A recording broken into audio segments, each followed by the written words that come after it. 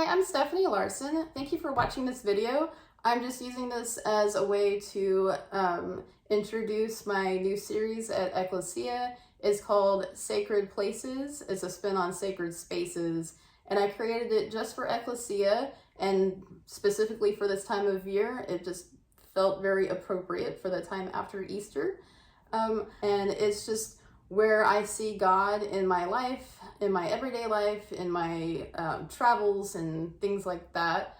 And I do want to mention that a portion of all the proceeds from the sale of these paintings will be going to UNICEF, and 100% of the proceeds from the auction of this one in particular is going to UNICEF. There will be two ways to bid on it.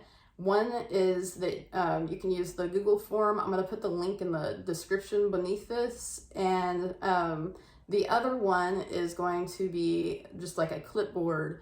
And when you use the Google form, though, you will get a link so that you can see the other bids. After you hit submit, it'll send you a link that'll take you to a Google sheet, and it's just like a spreadsheet, and it'll show you like the time that the bid was made and the amount, so you can watch it live.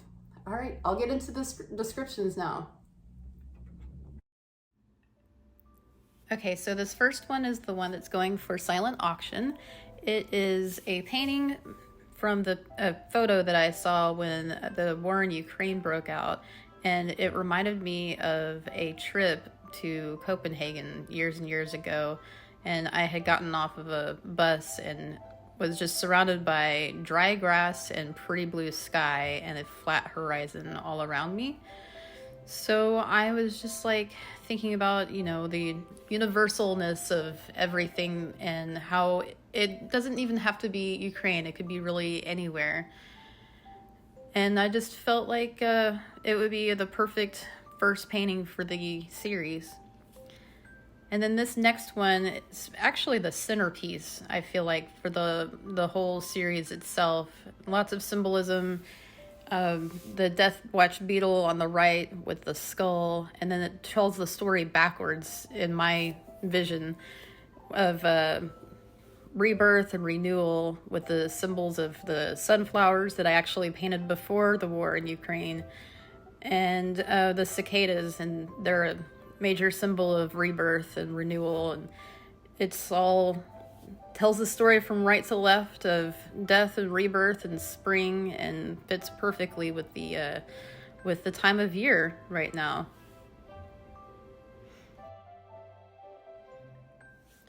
I also added a few more details that were more personal symbols to me and my life. Like the cherry blossoms reminded me of DC and when I lived there. The marigolds are my great-grandmother's favorite flower, and the sterling rose, which has always been a favorite flower of mine. A lot of this series was inspired by the walks that I've taken almost daily for the past couple of years just to get through the pandemic, and it's really helped my mental health to just go out there and see some beauty every day. I call it a walking prayer. And on one of those walks, I saw a petal that had torn and fallen on the pavement that was also broken and lined up perfectly with the crack in the pavement. And it reminded me of kintsugi, and seeing beauty in brokenness and taking those broken pieces in our lives and gluing things back together with gold. And just, it allows you to illuminate something that could have been seen as broken and ruined, but it's mended now and even prettier than it was before. Next one is a diptych, if you will. There's two paintings that are side by side, and the one on the left is the one that when I first brought the flowers home, they were pretty and vibrant and alive and vivid colors. And then I put them to the side and I let all the flowers wilt, and I painted it again in more Van Gogh inspired colors that are more subdued and you could say dead, but there's a strange beauty in that. And I just really wanted to highlight that in the same way that as the kintsugi, you see the beauty in the brokenness, you can see the beauty in this death as well. And then this one, it's called The Light, and I just took some different elements. Definitely, of course, the light is symbolic, shining down on this man that's reaching up towards the sky while he's singing. So, and you see there's like a little gold flakes in there too, illuminating the light. And so that's pretty like an obvious symbol, like the light of God falling down on him, and then him raising up in worship and praise. And then there's also more flowers, of course. And there's been, I've had a lot of stained glass in a lot of my work before too, and that goes back to a moment in a church where light fell through the stained glass and I just felt God's presence. So I really wanted to highlight that in this painting, and it's also the same element that's been in some of my past work as well.